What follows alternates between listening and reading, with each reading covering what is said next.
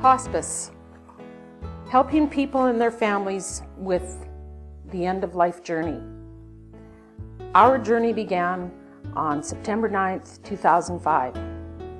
2 weeks before her 47th birthday, my sister was diagnosed with pancreatic cancer. And we all think we come from big families when we're struck with disease. There'll be lots of support and people to help us out. But Wendy wasn't married and had no children. My parents live in Pincher Creek and were elderly. My other family lives far away. And we all have jobs.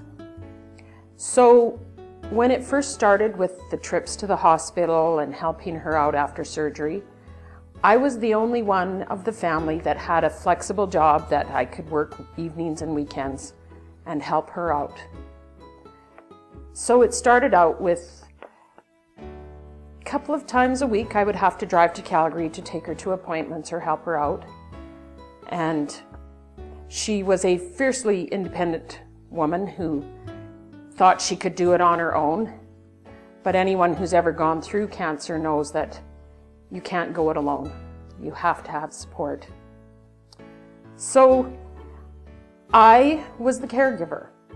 And as the caregiver, you continue to do what needs to be done.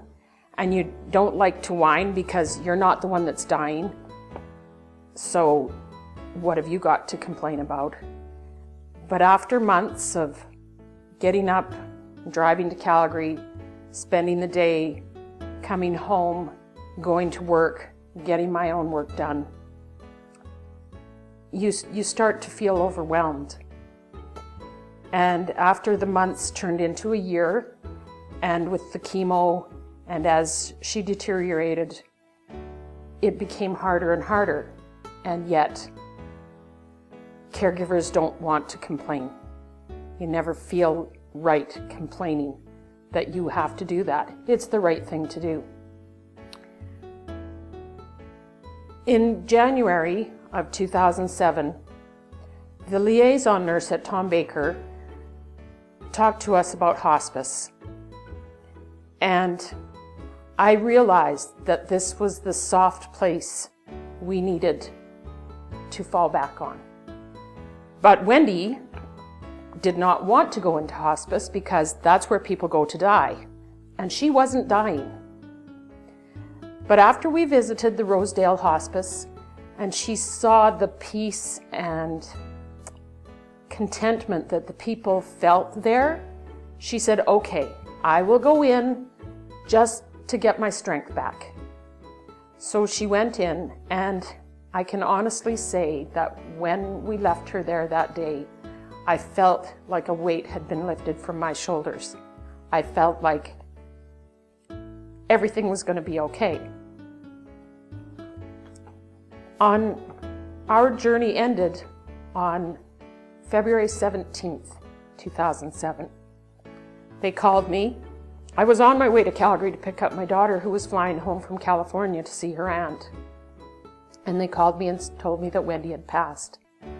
So we went to Calgary, and when we walked in, we discovered the funeral home had not been there yet to pick her up.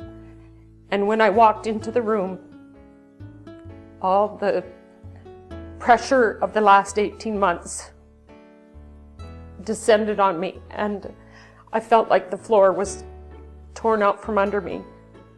And once again, the hospice staff, with their incredible calm and understanding, got me through that day. And I don't know what I would have done without it. Everyone's going to take the journey, some sooner, some later. I am just so glad that my sister, even though it was too soon, was able to die with grace and dignity, thanks to hospice. So